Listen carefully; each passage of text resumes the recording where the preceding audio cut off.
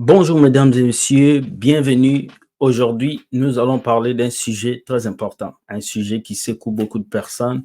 Aujourd'hui, nous allons parler du mariage et des trois rôles de beaucoup de choses. Mais avant de commencer tout, je vous dis bienvenue dans votre émission Entre nous, décryptage. Générique. Voilà, nous allons passer à notre première vidéo. Donc aujourd'hui, on parle du mariage. On parle des conseils du mariage. Vous m'avez envoyé beaucoup de ces vidéos. Vous m'avez dit, est-ce que je peux faire quelques exemples sur le mariage? Je vais mettre la première vidéo et nous allons voir comment est-ce que le rôle de l'homme a changé dans le couple. Parce que Dieu dit dans la Bible, l'homme est le chef de la femme. Christ est le chef de l'Église. La couronne d'un homme, c'est sa femme. Donc, Dieu l'a dit. Et lorsque Dieu avait créé Adam, Adam était déjà dans le jardin. Il avait tout ce qu'il faut. Mais Adam avait aussi la maturité, et bien même qu'il avait zaé, mais il y a un moment, il a eu cette maturité. Mais nous allons regarder la première vidéo et nous allons commenter ça afin que nous puissions revenir. Voici la première vidéo. Nous allons aller sur la première vidéo. J'espère que nous allons bien comprendre la première vidéo. Voilà, la première vidéo, c'est une femme pasteur qui parle. On va l'écouter comment est-ce qu'elle parle et je vais commenter ça. C'est une sœur qui m'a envoyé ça de la Garçons de France. 22 ans, 23 ans, vous les bousculez dans le mariage. Parce que va vite, il faut que tu fasses tes enfants trop vite. Parce que moi, je veux être une mémé jeune. Voilà, ça c'est le pasteur. J'ai oublié le nom de cette pasteur, mais je la connais. C'est une femme qui fait des vidéos. Donc, je vous dis dans cette émission, décrypter tous les messages. Donc, on va décrypter son message. Elle dit, vous prenez vos garçons de 25 ans, 23 ans, allez vous marier parce que je vais être une mémé, une mémé. C'est vrai que dans la société, il y a une pression énorme quand tu ne te maries pas. Hein. Les gens vont te pousser à te marier. Marie-toi, marie-toi. Mais les gens ne viendront jamais vivre dans le couple avec toi. Vous devez savoir, ne vous mariez jamais parce que les gens vous forcent. Mariez-vous lorsque vous vous sentez capable, lorsque vous prenez la décision de le faire. Nous allons écouter. Parce que va vite, il faut que tu fasses tes enfants trop vite. Parce que moi, je veux être une mémé jeune. Je veux être une mémé mignonne.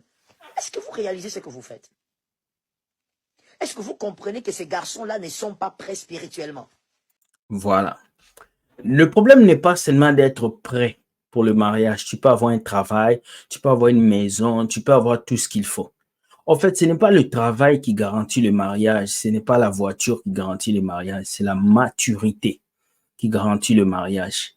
Et beaucoup d'entre nous, nous avons été très immatures. Voilà pourquoi nous sommes pressés à nous marier vite, mais ça nous rattrape toujours. C'est ce que cette dame explique. Donc, la plupart de ces garçons ne sont pas matures. Et aujourd'hui, la société ne regarde pas la maturité spirituelle. On regarde toujours la maturité physique. Il a la barbe, il est costaud, il travaille, c'est un beau jeune homme. Mais ce n'est pas toujours ça qui compte. C'est très important que vous puissiez comprendre. Ce n'est pas toujours le physique qui compte. Il y a aussi le mental. La plupart des garçons, je veux choquer, la plupart des garçons que vous mariez en désordre dans les églises ne sont pas prêts spirituellement à assumer la fonction de chef spirituel dans la vie d'une personne. Vous voyez, donc c'est important ce qu'elle dit. La plupart des hommes que vous mariez ne sont pas prêts à assumer la fonction d'un homme, d'un chef. C'est qui un chef? Un chef, c'est celui qui prend soin de sa maison, de sa femme et de son entourage. Aujourd'hui, on n'a pas vraiment beaucoup de chefs. Désolé parce que les hommes d'aujourd'hui ne sont plus responsables. On a aujourd'hui des hommes qui sont des gigolos, qui dépendent des femmes. On a aujourd'hui des hommes qui se laissent épouser. Une femme quitte l'Afrique, elle vient, elle l'épouse. Ils trouvent ça normal. On a aujourd'hui plusieurs types d'hommes. Alors, c'est vraiment excellent ce que cette dame dit. Beaucoup d'hommes ne sont pas responsables. Ils ne savent même pas c'est quoi le mariage. Et c'est ça qui crée aujourd'hui beaucoup de frustration parce qu'un homme de 25 ans, ce n'est pas l'âge qui fait un homme, mais c'est la mentalité qui fait un homme. Il y a des gens qui ont 43 ans qui se comportent comme des bébés. Et là, c'est quand seulement la femme est là. Et vous, vous aimez tellement certaines choses que je ne veux pas dire ici. Vous aimez tellement, dès que vous vous mariez, c'est incroyable quoi. C'est incroyable. Ça veut dire, vous ne travaillez plus, vous ne faites plus rien. Tout ce que vous faites, c'est être dans le jardin d'Éden, en tenue d'Adam. En Voilà. tenue d'Adam. Vous avez une rapide. Je l'avais dit de cela quelque temps. La plupart des mariages chrétiens aujourd'hui est basé sur le SEXE. On ne peut pas le dire, on est sur Internet, la gymnastique. Beaucoup de jeunes se marient pour la gymnastique. Alors qu'il n'y a pas que la gymnastique dans le mariage. Il n'y a pas que ça. Il y a les enfants, il y a les charges mentales, il y a des charges du loyer, il y a beaucoup de choses. Donc, il faut faire très attention. Si tu ne t'es marié que pour la gymnastique, tu risques de t'ennuyer. Donc, il faut écouter bien le message. Rapidité. Même Adam n'avait pas cette rapidité-là. Lorsque Ève a été chassée du jardin d'Éden, elle n'était pas enceinte. Hein? Regardez comment Adam a pris quand même un peu de temps. Ève n'était pas enceinte quand on l'a chassée du jardin d'Éden. Les enfants sont venus en dehors du jardin. Mais si c'était toi dans ces jardins d'Éden-là, je parle des célibataires qui sont là, si c'était toi, ça veut dire que dès le jour où Dieu te présente chez Adam, je ne sais pas si vous allez dormir.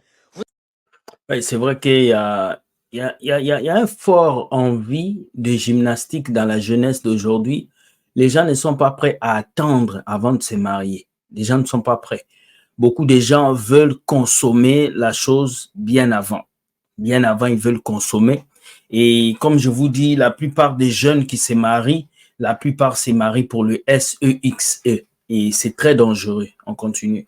Tu n'allais même pas dormir. Tu n'allais même pas avoir le temps de causer avec le serpent parce que tu n'as pas le temps. Tout le temps. Vous accélérez, les enfants viennent. Maintenant, quand les enfants viennent, cet homme n'est plus le chef spirituel que de la femme. Il devient aussi le chef spirituel des enfants.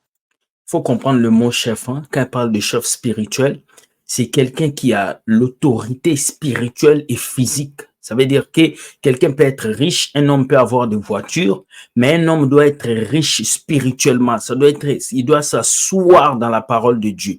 En tant que chrétien, tu dois épouser un homme qui connaît son rôle, un homme qui connaît la parole de Dieu, un homme qui sait que si ça chauffe, on va prier. Si ça chauffe, on va chercher Dieu. Si ça chauffe, on n'ira pas se battre. Si ça chauffe, on fait. C'est un homme mature.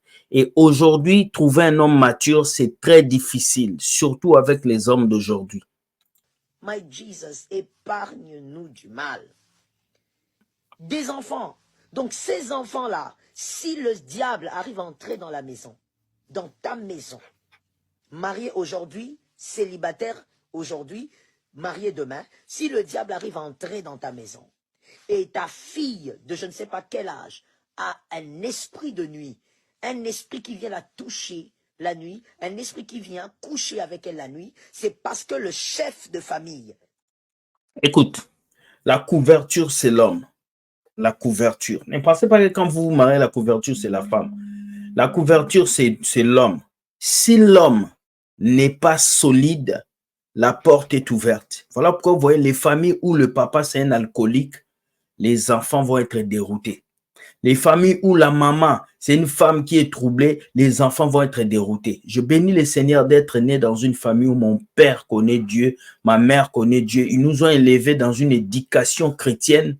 Je bénis Dieu, mais je connais la plupart de mes amis où le papa est soulard, la maman, elle est comme ça, les enfants sont mélangés. Dieu savait pourquoi il avait créé une famille avec papa et maman. Et il savait pourquoi il avait dit l'homme est le chef de la famille. Parce qu'il y a ces décisions-là que l'homme ne peut que prendre et que la femme ne peut pas. Donc, il faut que vous puissiez comprendre ce qu'elle explique. La maturité, le chef, la couronne de chef que Dieu a donnée à l'homme, n'est pas pour s'enorgueillir, mais c'est pour prendre des décisions et savoir comment avancer dans le couple, dans le mariage. A un problème. Je te réchoque.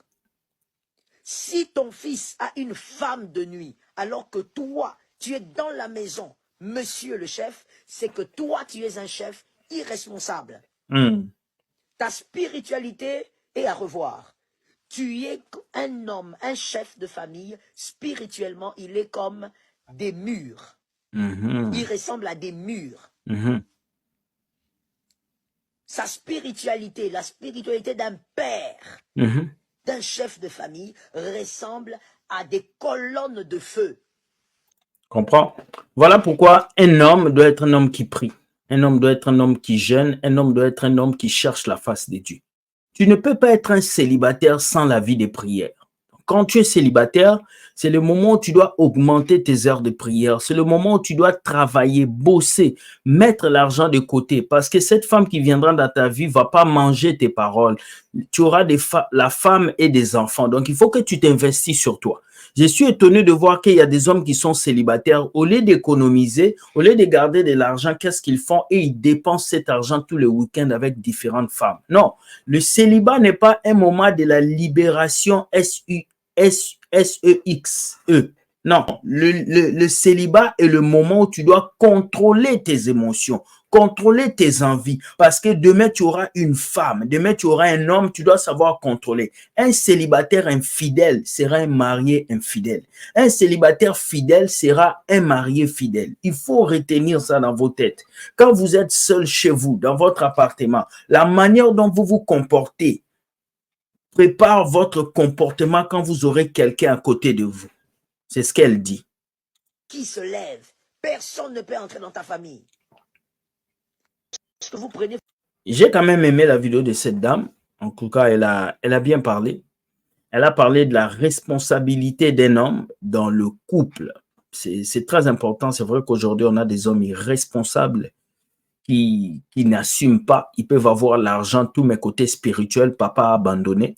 Alors que la spiritualité doit être forte dans un couple. Et beaucoup de couples chrétiens qui se divisent, c'est parce qu'ils ne prient pas, ils n'ont pas une vie spirituelle accordée. Dieu doit être au milieu des relations.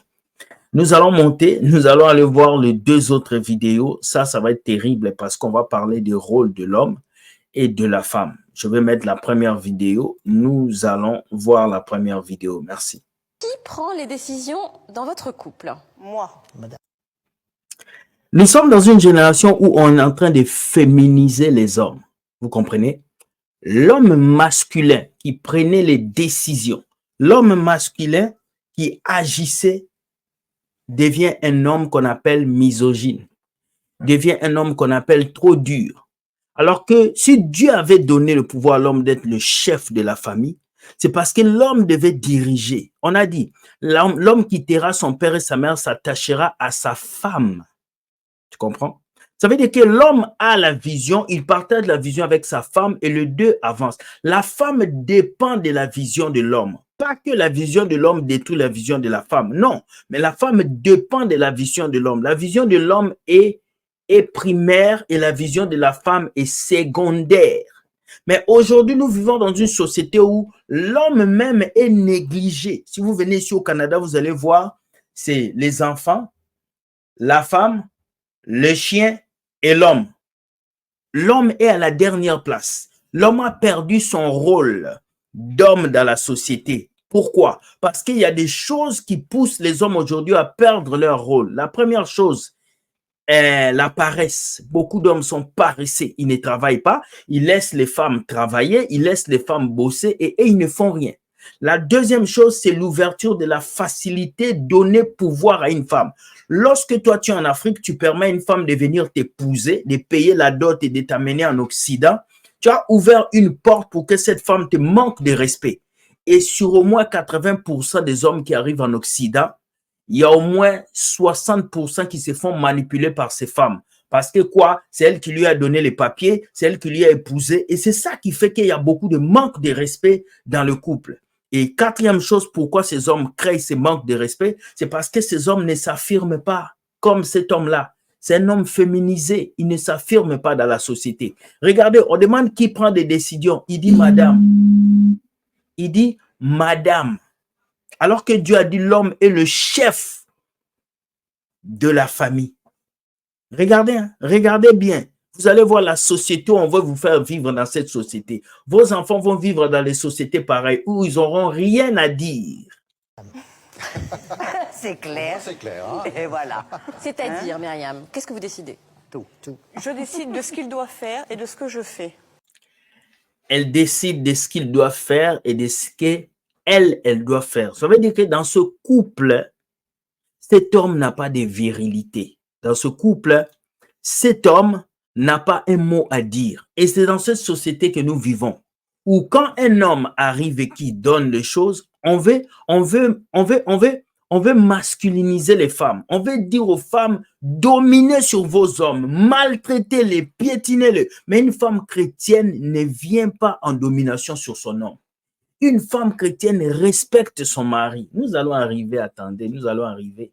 Je veux que nous puissions lire un verset. Éphésiens 5, verset 22 à 23 qui dit, « Femmes, soyez soumises à vos maris comme au Seigneur. » La Bible dit d'être soumise à son mari, pas à son copain, à son mari. C'est dans le mariage que la soumission s'installe. Ce n'est pas lorsque vous vous donnez des bisous dans la rue. Non, son mari, parce que ce mari l'a épousé. Donc, on avance. Je décide de, quand on part en vacances, où on part, qui doit faire la vaisselle, l'éducation de notre fille. Elle dit, elle décide de qui doit faire la vaisselle, l'éducation des enfants, qui doit faire ça. J'avoue que oui, qui doit faire la vaisselle, oui, la femme doit décider. Mais côté, il y a certaines décisions que l'homme doit prendre. En fait, cet homme ne prend aucune décision dans le couple. Donc, c'est un édit. C'est un homme qui n'a pas de parole. C'est un homme qui pêche. Parce que dans un couple, on doit être des collaborateurs. On ne doit pas prendre la tête. Dans ce couple, la femme porte la culotte. La femme porte le pantalon même. Donc, cet homme n'a rien à dire. Et beaucoup de couples en Occident ici vivent comme ça. C'est la femme qui domine. Pourquoi elle domine? Parce que tu lui as donné l'accès. Vous devez être des partenaires. Elle ne doit pas monter sur toi. La Bible dit, même Paul le dit, il n'autorise pas une femme de hausser le ton sur un homme. Mais regardez cet homme, sa femme marche sur lui. Fille, les papiers, qui paie les factures, c'est moi qui envoie tout, je fais tout. Vous décidez de tout. De tout. Elle part travailler, elle met un petit mot sur la table. Elle part travailler, elle met un petit mot sur la table. Donc, si je comprends bien, cet homme-là, il est à la maison. Il ne travaille pas. Ils ont changé le rôle. La femme travaille, l'homme reste à la maison. C'est l'homme qui s'occupe des enfants. Mais ce n'est pas le rôle qui est écrit dans la Bible. Nous sommes des chrétiens. Dans la Bible, c'est écrit « L'homme est le chef de la famille ». Là, il n'a plus le rôle de chef. Là, il a perdu sa couronne d'homme. Là, il est devenu quelqu'un. Il est devenu un homme comme ça. Et messieurs, je veux vous dire, si vous arrivez dans le couple et qu'une femme commence à se comporter comme ça, faites attention. Et vous aussi, mesdames, lorsque vous remarquez que vous n'avez pas du respect envers un homme, ne l'épousez pas.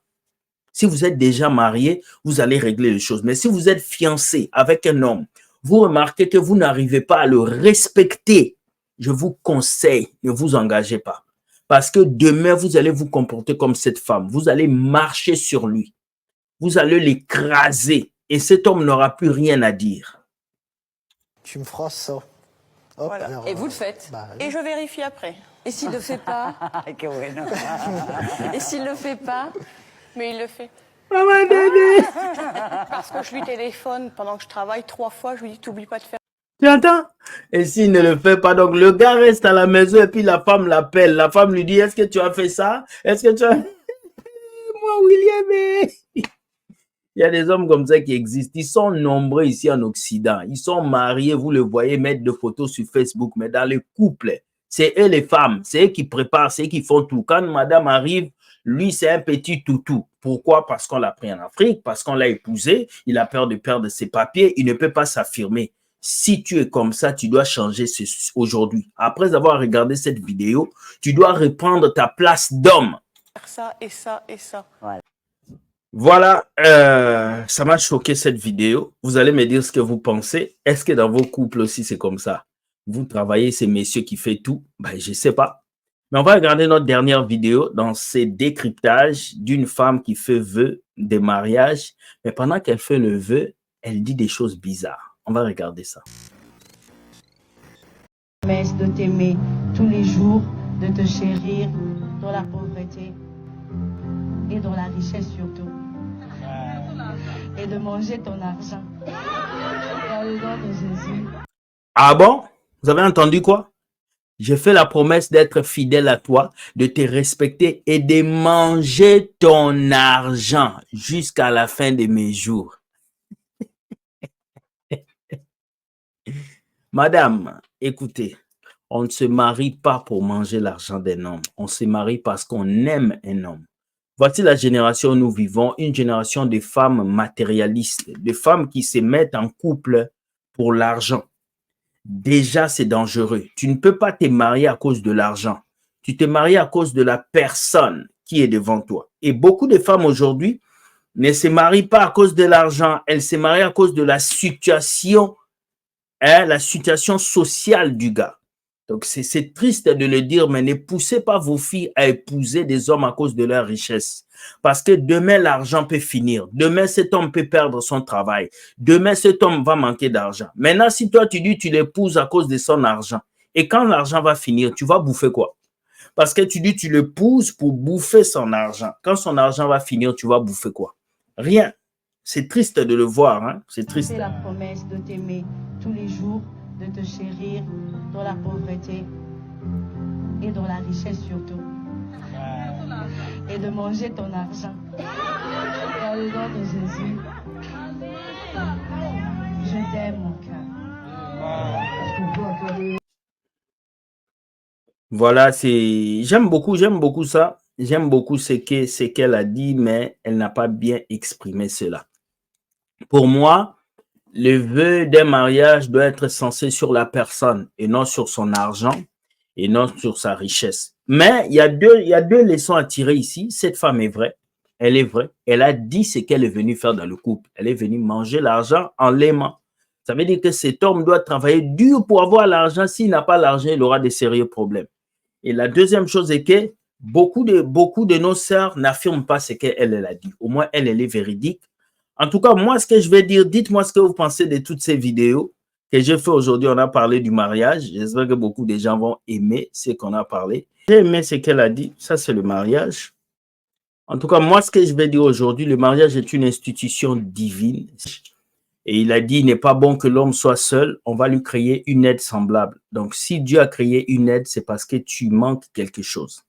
Alors, le mariage n'est pas une course, ok? Parce qu'aujourd'hui, dans les églises, on vous présente le mariage comme une course. Les célibataires sont négligés, les mariés sont acclamés. Marie-toi quand tu te sens capable. Marie-toi quand tu vois que tu peux avancer. Marie-toi quand Dieu te dit, vas-y. Voilà, nous pouvons faire des erreurs, mais Dieu peut régler nos erreurs et pouvoir nous permettre d'aller de l'avant. Je viens souhaiter une bonne relation à tous les fiancés qui vont se marier bientôt. Et je viens souhaiter un bon mariage à toutes les personnes qui vont se marier le samedi qui arrive, demain. Et je souhaite aussi un bon mariage à tous ceux qui sont déjà mariés. Restez dans l'amour de Dieu, que Dieu soit au milieu de vos couples. Dites-moi ce que vous avez pensé de toutes ces vidéos. Je voulais qu'on bavarde un peu sur le mariage aujourd'hui. On va se voir demain. Demain, nous avons notre moment de prière sur Meet. Nous allons prier. Sur ce, je vous dis, soyez bénis. Bonne journée. C'était des petites vidéos que je voulais faire sur le mariage. On m'a envoyé ça. Je pense que le mariage est une bonne chose. Ce n'est pas une course. Prenez le temps, mûrez et donnez le temps à ce que Dieu puisse vous aider à pouvoir devenir très mature pour avancer. Ce soir, nous avons notre live qui aura pour titre « Es-tu prêt à payer le prix ?» C'est là. Es-tu prêt à payer le prix? Nous allons faire ce live. Ça pourra vous aider à avancer et aller de l'avant. Les amis, écrivez-moi vos commentaires. Dites-moi ce que vous pensez de nos émissions et donnez aussi vos propositions pour que nous puissions arranger à chaque fois la chaîne parce que c'est votre chaîne, ce n'est pas ma chaîne. Nous faisons tout pour apporter le message de Dieu. Des fois, le jeudi comme ça, on peut aussi parler le vendredi comme ça, on peut aussi parler d'un sujet comme on a parlé du mariage aujourd'hui. C'est simple, je ne suis pas un pasteur, je suis un frère. En tant que frère, Dieu m'a donné la grâce de parler de tous les sujets. Donc, je parle aujourd'hui du mariage. Il y a des gens qui vont dire, tu n'es pas marié, pourquoi tu parles du mariage? Paul n'était pas marié, mais il avait la sagesse sur le mariage. Je suis venu commenter des vidéos. Je vais dire à tous les jeunes hommes, à toutes les jeunes filles célibataires, protégez-vous, conservez-vous dans la chasteté. Conservez-vous.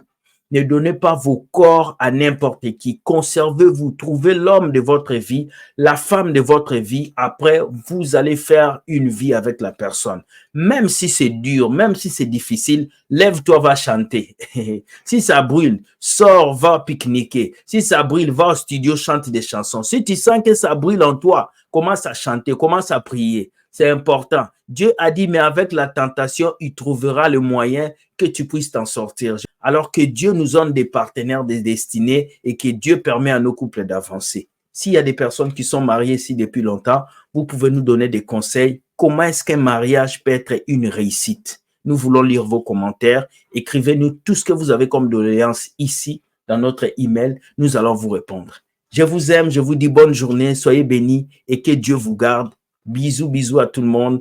À tout à l'heure pour notre live. Soyez bénis.